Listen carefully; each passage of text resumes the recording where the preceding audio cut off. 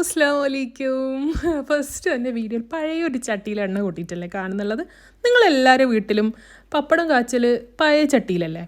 അപ്പം ഇന്നത്തെ റെസിപ്പി എന്ന് പറയുന്നത് പപ്പടം കാച്ചൽ തന്നെയാണ്. അതായത് എന്നെ പോലത്തെ ഫ്രഷേഴ്സിന് കറക്റ്റായിട്ട് എങ്ങനെ പപ്പടം കാച്ചുക എന്നറിയാത്ത ഒരുപാട് പേരുണ്ടാവും കേട്ടോ. അറിയുന്ന ആൾക്കാർ സ്കിപ്പ് ചെയ്ത് പോകുന്നതുകൊണ്ട് കുഴപ്പമില്ല. അപ്പോൾ എന്താ വെച്ചാൽ നല്ല പോലെ എണ്ണ ചൂടായ പിന്നെ പപ്പടത്തിലെ പൊടി കളഞ്ഞിട്ട് വേണം നമ്മൾ പപ്പടം ഇട്ട് കൊടുക്കാൻ. നല്ല പപ്പടമാണെങ്കിൽ നന്നായിട്ട് പൊളച്ച് വരും കേട്ടോ, അതായത് പൊന്തിയിട്ട് വരും. അതാണ് നല്ല പപ്പടം എന്ന് പറയുന്നത്, നമ്മൾ കേരള സ്റ്റൈൽ പപ്പടത്തിൻ്റെ സീക്രട്ട്. രണ്ട് സൈഡും ഒരു 30 സെക്കൻഡ് നമ്മൾ ഇട്ട് കൊടുത്താൽ അടിപൊളിയായിട്ടുള്ള പപ്പടം റെഡിയായി. എന്നെ പോലെ അറിയാത്തവർ ഈ വീഡിയോ കണ്ട് പഠിക്കുക. വീണ്ടും നല്ലൊരു വീഡിയോയിൽ കാണാം. അതേക്കും it's me Lashana signing off. Bye, അസ്സലാമു അലൈക്കും. അപ്പം ഞാൻ ബാക്കിയുള്ള പപ്പടം കൂടി കാച്ചിയെടുക്കട്ടെ കേട്ടോ. ബൈ.